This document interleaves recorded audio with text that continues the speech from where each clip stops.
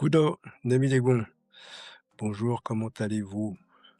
On va reparler encore une fois, du sujet de la langue. Mais pour l'instant, aujourd'hui, je vais vous parler dans cette vidéo des choix technologiques qu'a fait Africalance, guidé avant tout par trois principaux piliers. Un, pragmatisme.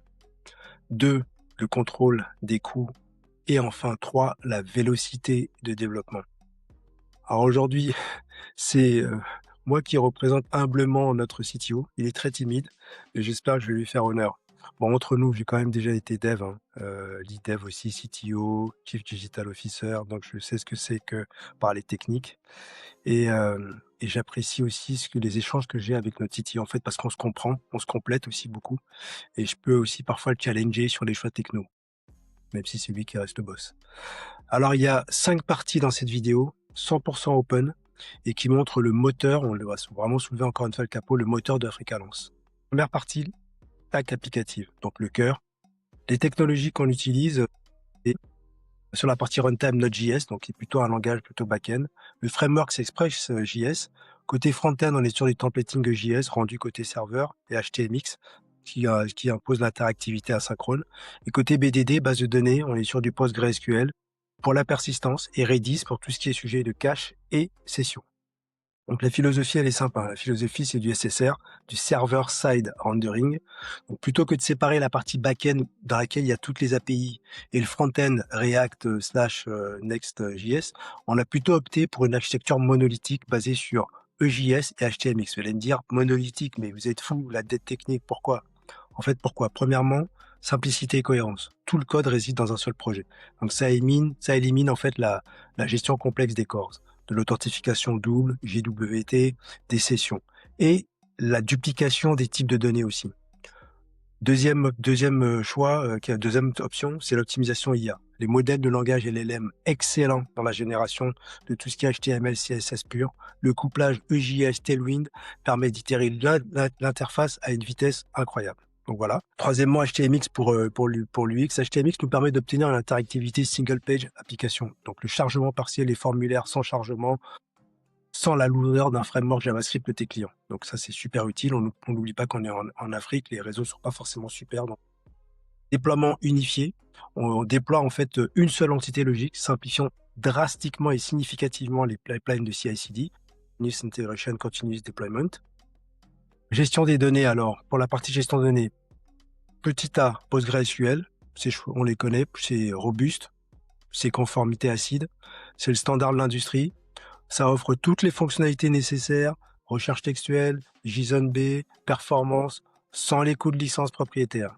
Côté cache, Redis, utilisé pour la persistance des sessions, permettant de redémarrer l'application sans déconnecter les utilisateurs, super important, et toute la partie caching, des requêtes lourdes afin de soulager la base de données principale. Deuxièmement, on va parler infrastructure et déploiement. Architecture serveur, donc on utilise des VPS, Linux, de l'Ubuntu sur le niveau de l'OS, qui sont gérés par Docker. Pourquoi le VPS plutôt que le cloud manager, Google Cloud Platform, Amazon Web Service? Efficience budgétaire. Encore une fois, je l'ai dit, on est dans le pragmatisme. Un VPS à 5 euros, ça peut supporter plusieurs milliers d'utilisateurs en même temps actifs. À performance équivalente, les serveurs managés seraient 5 à 10 fois plus chers. Donc, je vous l'ai dit, hein, nous, on est vraiment drivé par le pragmatisme. Deuxièmement, souveraineté et contrôle. Donc, on est dans la maîtrise complète de l'emplacement de nos données et la configuration exacte de nos services. Tout ce qui est base de données, cache, proxy.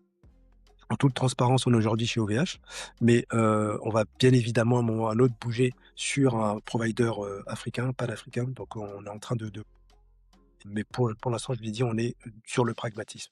En termes de technologie de déploiement, premièrement, Docker et Docker Compose, hein. Donc ça garantit que l'environnement de développement est identique à la production. Cela facilite également la migration d'un fournisseur de VPS à un autre en quelques minutes. Sur tout ce qui est reverse proxy, Nginx, pour gérer les flux entrants, la terminaison SSL, la compression des assets.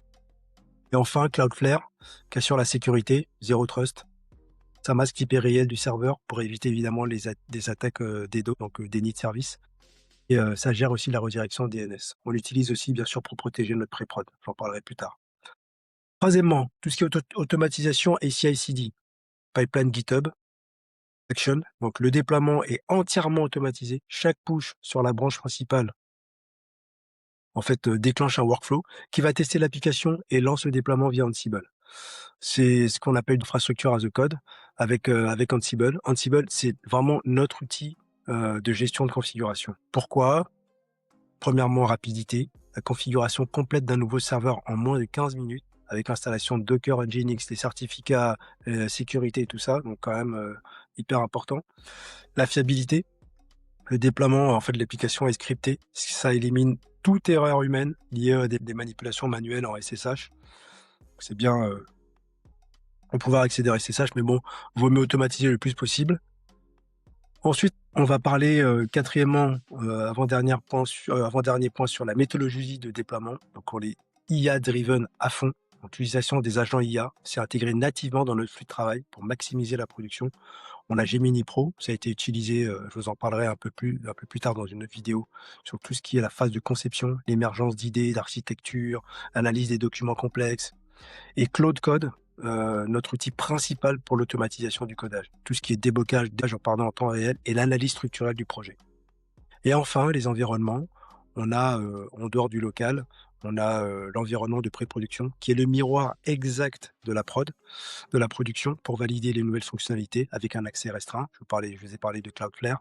Et enfin, l'environnement de production qui est, hautement disponible. Donc on est sur du achat, high availability, sur VPS optimisé. Voilà, je vous ai expliqué un peu tout ça. Je suis vraiment, très content, qu'on ait aujourd'hui une plateforme qui soit scalable, qui soit robuste, qui soit résiliente et qui est prêt à accueillir, justement, tous les, freelances et tous les clients, et en plus qui va évidemment évoluer avec, avec le fait qu'il y ait de plus en plus de personnes qui s'inscrivent sur africaavance.com. Merci à vous et puis, comme on dit chez moi au Bénin, Ena Tchenoumi et on se revoit, très bientôt pour une prochaine vidéo. Merci, au revoir.